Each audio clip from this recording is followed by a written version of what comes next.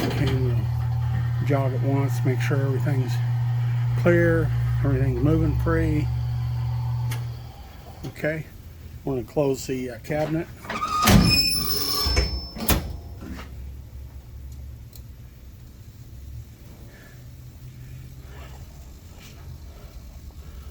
Set it for about 5 minutes. Okay, cycle start. We'll watch our amp meter. Make sure it loads up. There we go. That says it's full of shot, under full load. Okay, you can see here I blasted and deburred all my caps. So let's get to grinding them.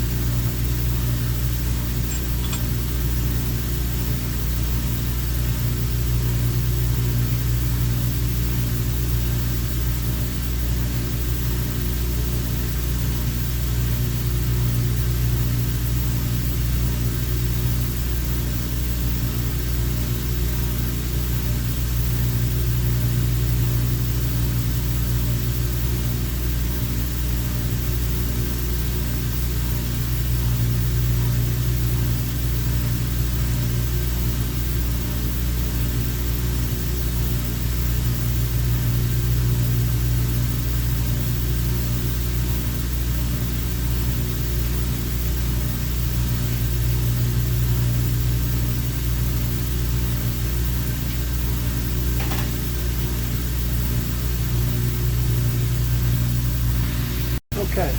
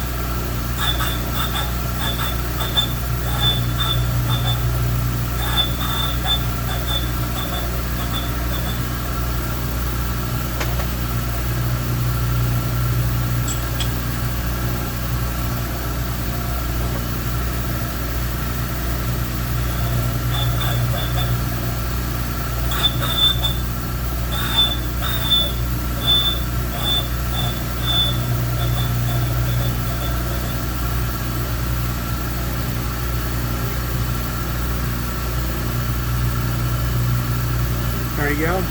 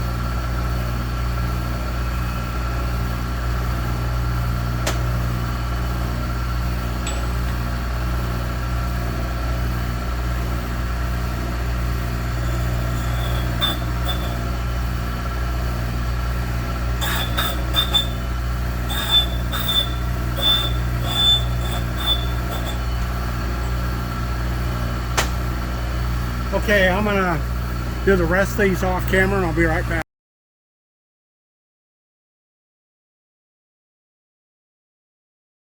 Okay, we've got all of our rods shot peened. You can see out they all look nice.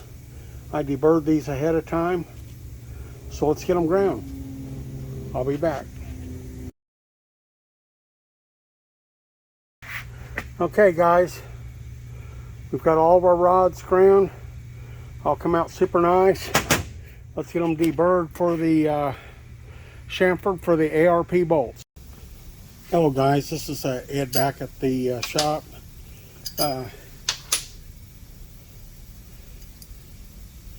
And I don't know if you can see here, I'll bring into focus. You can see that chamfer right there on the lead of that bolt.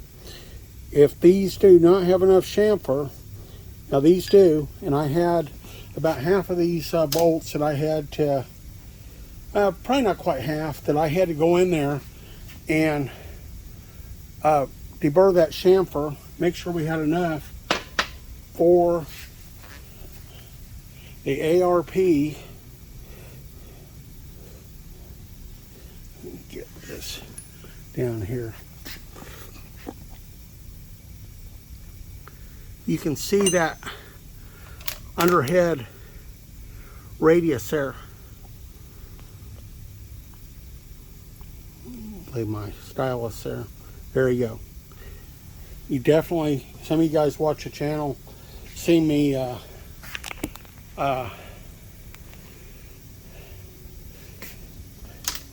do these rods before. These are a BB Chevrolet. I just put oil on there.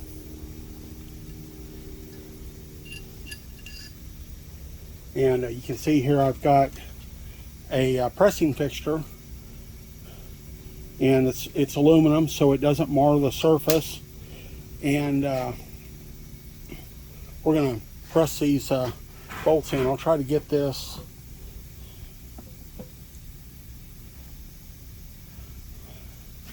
hopefully it won't be blocking the way here. And like that, if you move the bolts, you want to make sure they're square.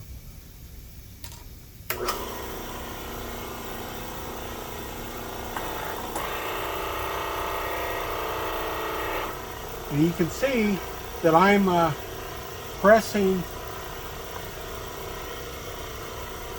those bolts in. I'm not hammering those in.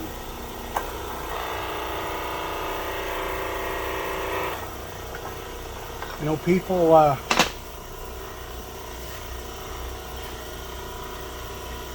there you go.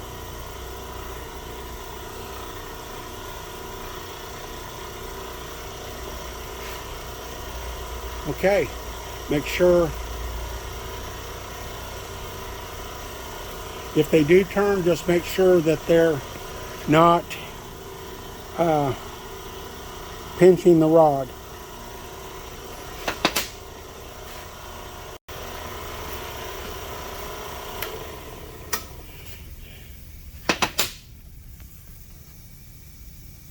Okay, there you go. That's rod fixture. We're using the Sun press here. You could use any press. Okay, and I've tried my caps on here, and a lot of times this is the ARP bolts. The knurl is larger than the factory holes. Some of you guys have probably got rods back from the machine shop. You can't hardly beat the caps off. Some of you guys watch the channel. So what I've got here, I've got a reamer, and I'm going to do a couple of these, and then I'll come back and I'll do one on for the camera. Okay guys, I've got me a little fixture, and it's just a 1x1 square bar with a hole in it. I've leveled up my cradle in the seat and guide machine, and you want to float this reamer in there. You don't really want to fixture it. You just want to let that reamer follow that existing hole.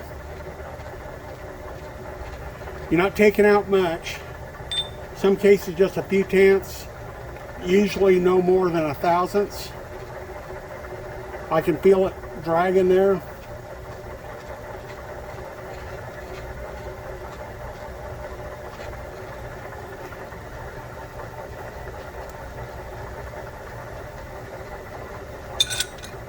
There you go. and I try it on there.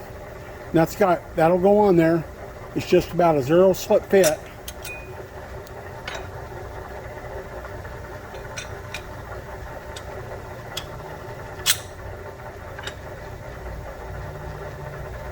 This one, as you can see, is like super tight. It just immediately locks up. That's not going to work. When a guy gets home from the machine shop, he can't hardly get them apart when they're like that. Yeah, this one is really small. I had these reamers made years ago. You can buy them through Industrial Supply, but I had these made to a special tolerance, and I've got 2 of them. And then some of you guys have seen me on the channel that I even use a home mandrel, and I don't usually like forcing that up on her. I like to rinse the chips out. So there you go. Look at that, really nice. It's not loose. There you go. And some of these knurls will be a little bit bigger, but if I have some that are real tight, then I go, those holes, I will. So let's go back over here and I'll be right back. Okay. I went ahead and I rinsed our parts off. Any chips might have been in there from pushing them on.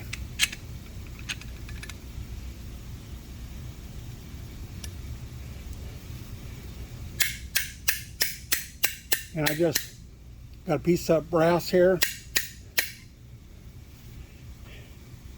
And there you go. Now them are still on there, pretty snug. But as you can see, I just gave that a couple of taps.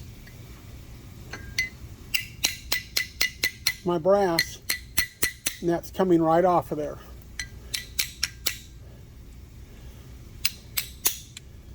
There you go.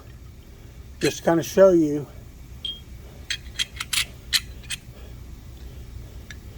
And those, there you go. And then by reaming them that way, it is reamed to the face. So if that hole was a little bit out of perpendicularity or something like that, it helps get that back in line. There you go. All real nice. Okay. I've got a little acid brush here, and I've got our ARP lube, and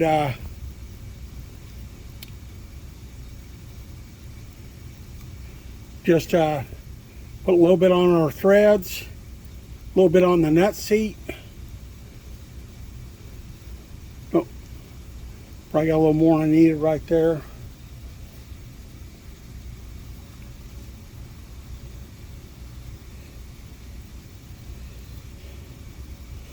There you go. That's how I do that. Works out real good. Okay guys, we've got our lube on there. Going to put our nuts on, of course flange down. The early ARP nuts didn't have a flange. But they had serrations or some type of identification or marking, and I always put that up. I did not put that towards the nut seat. So I'm going to see if we can get this.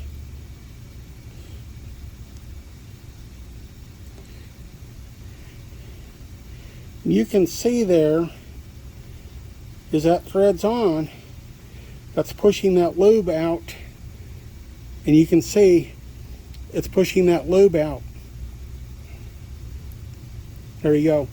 You can see that lube being pushed out. So it don't take very much. You don't have to put a ton of this on there. And then when you rebuild your motor, you know, I usually wipe off the excess, kind of like that. Of course, these rods will be cleaned and everything. There you go.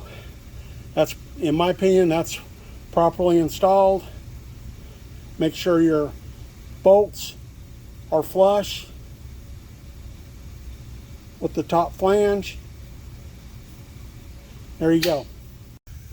Okay guys, I'm going to torque our rods up.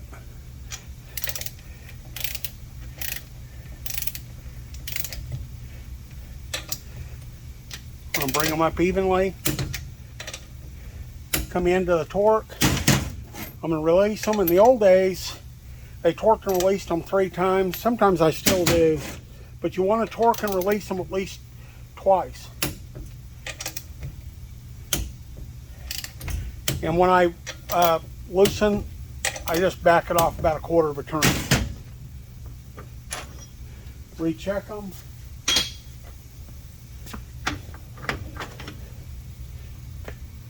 This goes in a rod vise. It's I'm clamping on the parting line, centered up, put equal pressure on the connecting rod.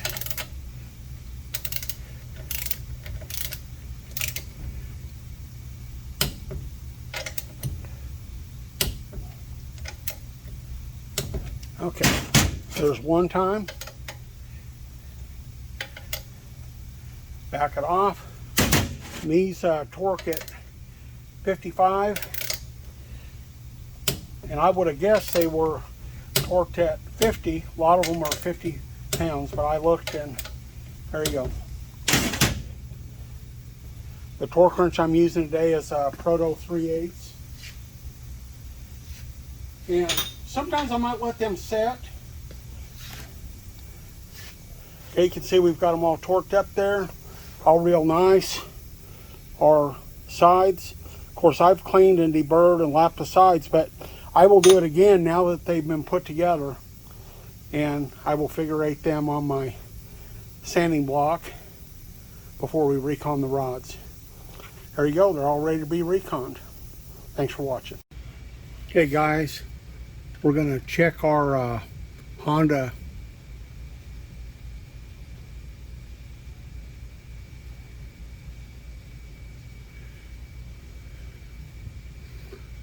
right there. We're zeroed out. I've already checked these once, but we're going to check our big end for our Molnar connecting rods. Nice and round.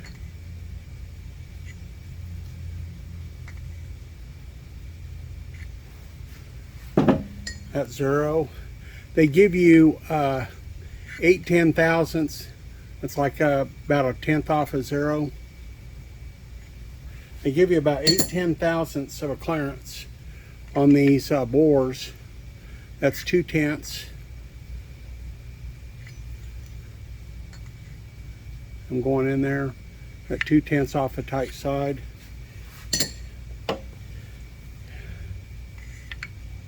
Two-tenths. The bores are all nice and straight.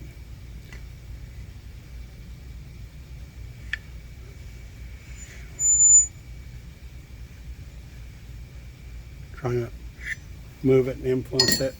So all of our big ends are okay. Just wanted to check that before we do our balancing. And